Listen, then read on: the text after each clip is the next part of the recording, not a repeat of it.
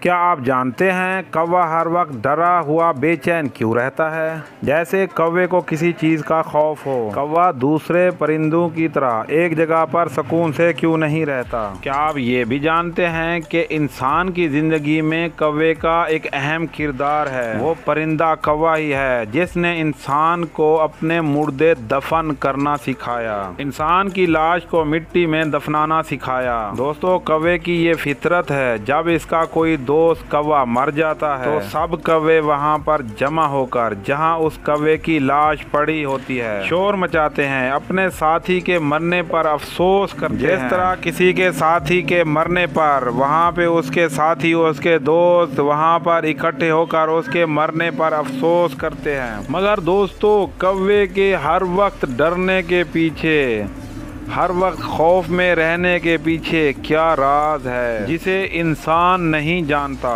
یہ واقعہ کچھ اس طرح سے ہے کہ طوفان نوح گزر جانے کے بعد حضرت نوح علیہ السلام کی کشتی جودی پہاڑ پر پہنچ کر رک گئی تو حضرت نوح علیہ السلام نے روح زمین کی خبر لانے کے لیے کوے کو بھیجا۔ حضرت نوح علیہ السلام نے کوے سے کہا، اے کوے، زمین پر جاؤ اور دیکھ کے آؤ، کیا پانی زمین سے نیچے اتر گیا ہے؟ کیا زمین کی مٹی نظر آ رہی ہے؟ کیا زمین نے پانی اگلنا بند کر دیا ہے؟ تو کوا زمین کی خبر لانے کے لیے زمین کی طرف گیا، مگر وہاں پر مرا ہوا مردار جانور دیکھ کر لالچ میں آ کر اسے کھانے لگ گیا اور واپس نوح علیہ السلام کی طرف نہ گیا۔ کوے نے حضرت نوح علیہ السلام کے حکم کی نافرمانی کی۔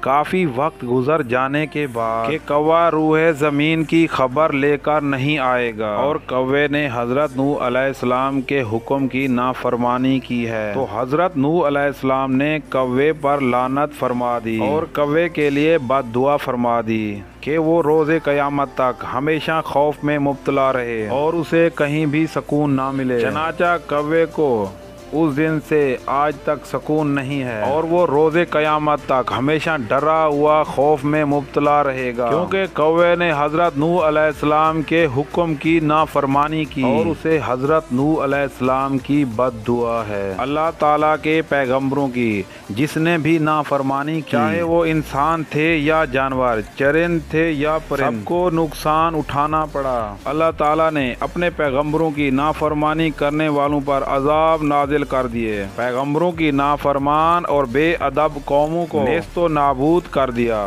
ہر وہ انسان جو اللہ تعالیٰ کے بتائے ہوئے راستے پر چلتا ہے، دین اسلام کے مطابق زندگی گزارتا ہے، گناہوں سے دور رہتا ہے، اللہ تعالیٰ کی عبادت کرتا ہے، اللہ تعالیٰ اس پر اپنی رحمتوں کے دروازے کھول دیتا ہے۔ جس طرح کوے نے حضرت نوح علیہ السلام کے حکم کی نافرمانی کی اور اسے روز قیامت تک سکون نہیں ملے گا، خوف میں مبتلا رہے گا، اسی طرح جو انسان اللہ تعالیٰ کے بتائے ہوئے راستوں پر نہیں چلتا وہ کبھی خوش نہیں رہتا، وہ انسان ہمیشہ مصیبتوں اور پریشانیوں میں گھرا رہتا ہے۔